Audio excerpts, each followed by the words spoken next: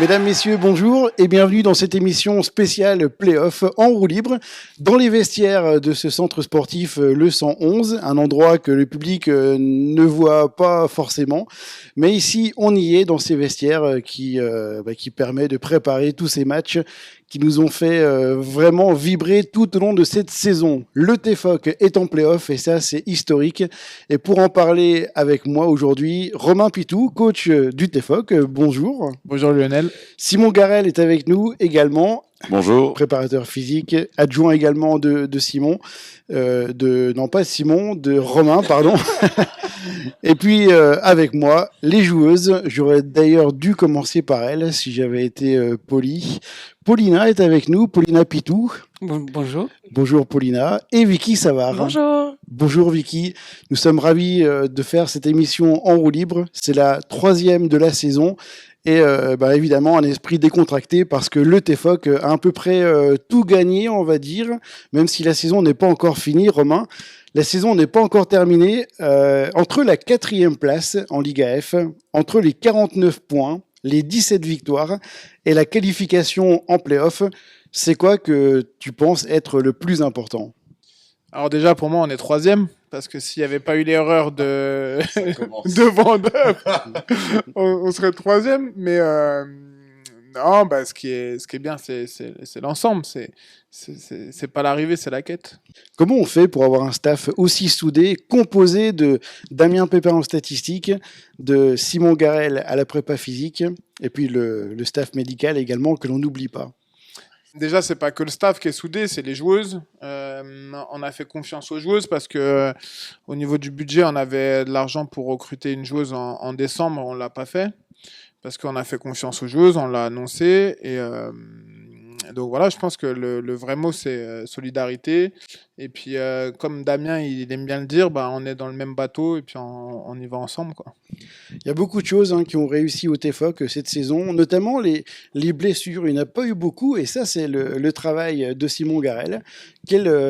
Comment tu fais toi pour arriver à ce résultat ? C'est quoi la préparation physique d'une joueuse de volley ? Bon, déjà, je fais partie des gens qui détestent qu'on lit préparation physique et blessure. Parce que si moi je dis un truc, Romain il est libre de pas l'écouter. Et puis après, des fois, l'entraîneur il écoute pas, il se passe des trucs, et on vire le prépa physique. Bon, voilà, c'est comme ça.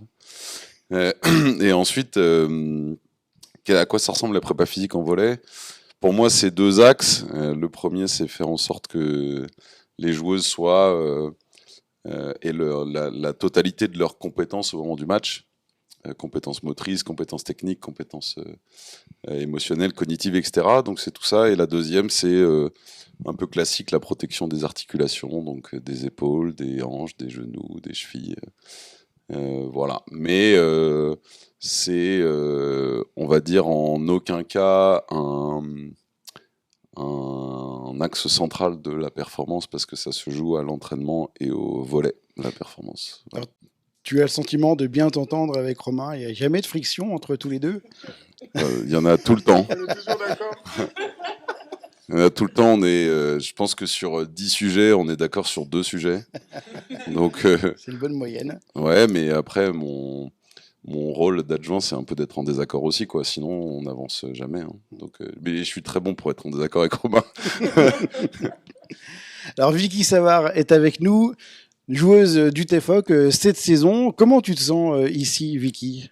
Je me sens bien. Je pense qu'en acceptant l'offre que le TFOC m'a fait, je savais que j'allais être confortable. Parce que c'est un club qui me semblait assez familial, un petit club, une petite organisation, mais aussi le fait que c'est en français.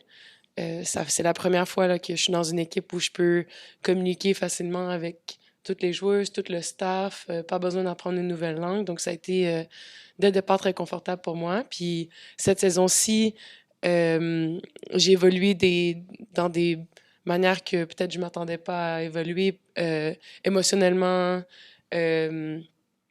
psychologiquement. Je pense que ça a été une saison qui m'a permis de grandir en tant que joueuse. Puis, pas seulement sur le terrain, je pense aussi à l'extérieur du terrain. Ouais. Tu as connu plusieurs championnats, championnats autrichiens. Ouais. Lesquels autres ? J'ai fait Autriche, Espagne, Grèce, Finlande, puis maintenant la France. Alors, qu'est-ce que tu penses de ce championnat de Liga F en France? Euh, Éclaté, nous dit Romain. Mais je pense que une des forces du championnat français, c'est que dans les 14 équipes qui sont en championnat, bon, il y en a une dizaine qui peuvent se retrouver dans le top 4 à tout moment.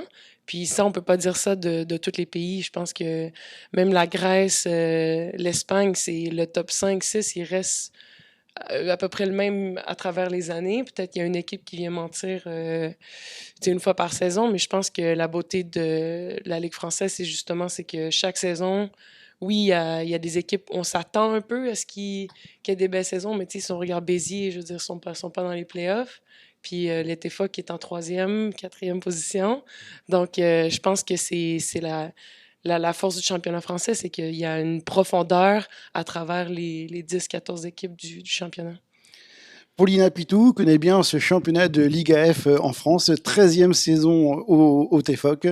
Comment tu te sens cette saison? Est-ce que tu es satisfaite de ta saison? J'ai senti que la numéro 13, que saison numéro 13 allait être exceptionnelle et c'est le cas. C'est exceptionnel, c'est vraiment. J'ai pas vécu ça avec TFOC avant et je suis très contente d'y rester 13 saisons pour finalement y arriver à ce moment-là. Donc voilà, je suis très contente. Qu'est-ce qui fait la différence entre cette équipe-là? Parce que tu as connu 13 autres équipes au TFOC. Qu'est-ce qui fait la différence entre celle de cette saison et les autres? La Canadienne. Je pense que cette saison, on a beaucoup de défis fortes dans la tête. C'est surtout ça qui change. On avait beaucoup de filles qui étaient bien physiquement, qui étaient individuellement bien, mais cette année, on a des filles qui vont bien ensemble et qui sont fortes ensemble dans la tête et dans le groupe. On est ensemble bien. Romain Pitou, toi, c'est la 4e saison que tu as en Liga F avec le TFOC. Les playoffs, ça y est, on y est et on va affronter Nantes ce samedi à 19h30 à Terville. C'est l'équipe que tu voulais rencontrer, Nantes. Pour quelle raison? Alors, pour des aspects logistiques, parce que pour nous, c'est plus simple de partir mardi et d'aller à Nantes. Il y a un train, c'est direct. 2, parce que c'est une équipe qui nous convient un petit peu mieux. Il y a des gabarits, mais pas à tous les postes. Si on doit comparer avec Cannes, qui a une équipe qui est très très grande et qui pose beaucoup de difficultés. Et puis 3, c'est Cyril Hong. Pour moi, c'est quelqu'un que je respecte beaucoup. C'est le meilleur entraîneur français. Et ça me ferait plaisir de réussir à le battre une fois de plus. Bon, c'est tout ce que l'on souhaite, hein, évidemment. On a regardé ensemble samedi la Coupe de France de volley. L'équipe du Canet a remporté la coupe. Est-ce que c'est fait? Le TFOC est en Coupe d'Europe? Alors, je suis pas très très bon en mathématiques. Il faudrait plus voir ça avec Simon. Mais parce que c'est la caution intellectuelle, donc c'est lui le génie. Donc c'est à lui que je devrais poser la question. Voilà. Alors. Non, mais il y a juste 2 scénarios où on serait pas en Coupe d'Europe. C'est si c'est Marc-en-Barreuil contre Saint-Raphaël ou si c'est Marc-en-Barreuil contre Cannes en finale. En finale des voilà, playoffs. c'est le seul moyen pour qu'on soit pas en Coupe d'Europe. On va faire un petit jeu ensemble. On va profiter de la présence d'une Canadienne avec nous ou une Québécoise. D'ailleurs, tu préfères qu'on dise que tu es Canadienne ou Québécoise? Québécoise, mais je pense que après, si ça dépend des pays, tu leur dis je suis québécoise, ils vont te regarder comme ah, tu viens d'où? Ils savent pas trop. Mais ouais, québécois, je suis fière d'être québécoise. D'accord. On va partager notre micro ensemble. On va laisser le micro à Paulina. Ça permettra à Paulina de jouer à ce jeu des expressions québécoises. Je vais vous donner des expressions québécoises et vous allez me demander, vous allez nous dire l'équivalent en français. Qu'est-ce qu'on dirait en français? Je vais peut-être te donner la première expression pour que tu puisses nous la lire. Puis je vais le dire en québécois aussi. Se faire brasser le Canadien. Se faire brasser le Canadien, ça veut dire quoi? Alors là, je pense à quelque chose. Péchon canadien? Non. Se faire brasser le Canadien, je pense faire laver quelque chose. Non, c'est passer un mauvais quart d'heure quand ça va mal. Là. Alors, Quand ça va mal. ça rejoint une expression de Simon Garel, se faire laver les fesses. Ah non. C'est pas tout à fait ça que ça veut dire. Dormir au gaz. Dormir au gaz. Ouais, ça veut dire dormir comme un bébé, quoi, non? Apparemment, non. Gaz comme gaz, L'essence. Ah. Dormir au gaz. On dit gaz. Qu'est-ce que ça veut dire cette expression selon vous? Dormir au gaz, c'est un peu... ben ici, ça dit être une personne peu réactive. Dormir au gaz, c'est quand quelqu'un ne répond pas. Là, quand, Anna Spano? tu pourrais dire à Anna, Anna, tu dors au gaz. Let's go. Ouais, voilà. Je le ferai ce soir. Troisième expression.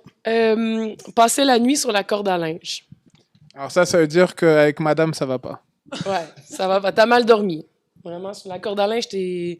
Oh non, t'étais accroché, non, t'as pas bien dormi. Une autre? Se péter les bretelles. Se péter les bretelles. Qu'est-ce que ça veut dire ça? Comment on dirait Ça veut ici? dire que j'ai bien mangé. J'aurais dit la même chose. Toi, Paulina, se péter les bretelles? Les bretelles comme ça? Ouais. Ou les bretelles de salopette. Bah oui, moi je pensais aux salopettes, tu Ouais, manges ouais. trop et ça pète la salopette. Ça pourrait, non, mais c'est se vanter, c'est être fier. Ils se pètent les bretelles, moi, je suis plus cool que toi, donc... Ah, mais il n'y a pas de ça ici. Non, pas de bretelles ici. Donc ça veut être fier. Ça veut dire être fier. Hein. Attends, elle devait répondre qu'est-ce que d'après elle veut dire c'est le pied. Ah, c'est le pied. Tu connais cette expression-là? On le dit souvent en France. Hein. Est-ce que tu peux le mettre dans une phrase? La saison du TFOC, c'est le pied. Bon, vu que c'est une belle saison, j'aurais envie de dire que c'est incroyable, mais est-ce que ça veut dire ça? C'est bien? Oui, c'est ça. C'est exactement ça. Bravo. On va faire un deuxième jeu. Alors là, c'est pour tout le monde. Hein. Tout le monde va pouvoir répondre. Alors, pensez bien à répondre bien dans le micro pour que l'on vous entende. C'est un jeu qui concerne les chiffres de la saison. Alors, cette saison 2021-2022, si je vous demande 82 blocs. Mariam Sidibé. combien de Ça s'arrête fois, là. peut-être que cette question va tomber tout à l'heure. En tout cas, la première question que je vous pose est la suivante. Combien de fois le TFOC a été au tie-break cette saison? Au moins 10? Non, 6? Combien de tie-break on a fait cette saison? Cannes, Dans le micro, IF, dans le micro. Hein. Sandra. Cannes, IFVB, Saint-Raph. France Avenir? IFVB, c'est ça. pareil. Béziers. Marc, Béziers, C'est tout. 5. Ouais, il y en a 6. En fait, il y en a 6, dont 4 victoires. France Avenir, Saint-Raphaël, Béziers, Marc. Et puis on a fait aussi Cannes et Chamalières. Ah, Malière, mais ça c'est vraiment le match oublié quoi. Oh là là, l'enfer. On a été nuls. Poubelle. On a été archi nuls. Le seul souvenir qu'on en a, c'est Romain. Comme ça, sur le banc. Non, c'est faux. Mais c'est faux! Je n'étais pas sur le banc. Bref, c'est pas grave. Deuxième question, deuxième chiffre à découvrir. Marc en barrel contre le TFOC. Combien de blocs pour le TFOC? 28. 28. Avec Et 6. 11 pour Mariam Sidibé. Soit le même nombre pour Mariam Sidibé que pour Que tout pour Marc Ambarel. Alors j'accorde le point. C'était pas ce que j'avais noté, mais j'accorde le point. Quelle joueuse du TFOC a été élue MVP le plus de fois cette saison? Paulina? Non, je dirais Taylor parce que tout le monde. Ashley? Non, c'est pas Ashley, c'est pas Paulina. Taylor. Taylor? Toi, tu dirais Taylor. Combien de Oui. fois elle a été MVP Je cette sais saison? pas, mais. Au début, souvent. C'est souvent la meilleure marqueuse. On va pas chercher beaucoup plus loin, alors que nous, on essaie d'aller chercher un peu plus loin que la meilleure marqueuse. Alors tu as raison, 4 fois elle a été Taylor, à Paris, Saint-Raph, Évreux et Nantes. Le 7, le plus facile à gagner cette saison. C'est-à-dire le score le plus large. 25, 10 ou 11, non? Ouais, 25-11, c'est bien ça. À France Avenir, non? Non, c'était pas France Avenir. Alors, je non, peux prendre le micro. C'était le 3e set de quel match? C'était. À Nantes? Non, non, non. C'était Cannes. Non. Le deuxième set de Paris, on les a pas lavés aussi? Non, non, c'était 15 ou 7. Ah, il y en a Alors, trois. Hein? je vous donne la réponse, c'était Chamalières. Ah, mais Chamalières, le retour, le match retour. Oui, c'est ça. Ouais, parce que le match là-bas, on n'a pas fait. Ah non. Oui. On a Ouais. plus. On était plus proche de nous prendre 11 que de leur mettre 11. Mais ici, ouais, 25-11, c'était le score le plus sévère qu'on ait mis à Chamalières. Eh ben, merci à tous les quatre d'être venus pour cette émission en roue libre, la troisième émission en roue libre de la saison, spéciale play-off. C'était un plaisir. Merci. Merci à tous. Merci à toi, À bientôt.